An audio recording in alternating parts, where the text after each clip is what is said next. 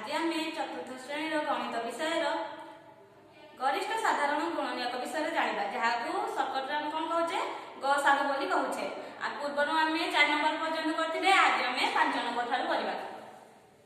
केउ बृहत्तम संख्या द्वारा 61 और 76 को भाग कले प्रत्येक स्थल में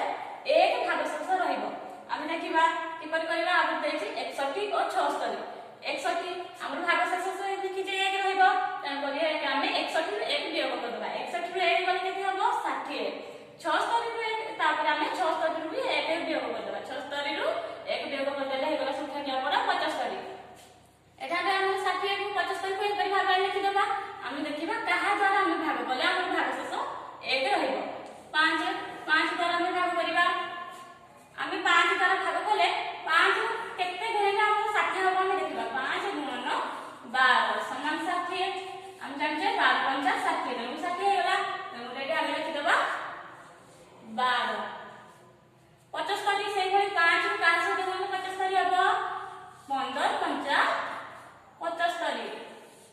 ताले एटा हम 15 लिखिदेबा एटा हमर 12 रहि गेला 12 15 भाग शेष होबो कि होबो नै तब करी हम आउ थोड़े करबा 3 3 रे हम करी 3 रे फुटेले हमर संख्या की बाहर पड़बो भाग शेष 1 रहबो 3 4 12 3 5 15 हमर केते रहिला गसागु कार बाहर करबा 5 गुणन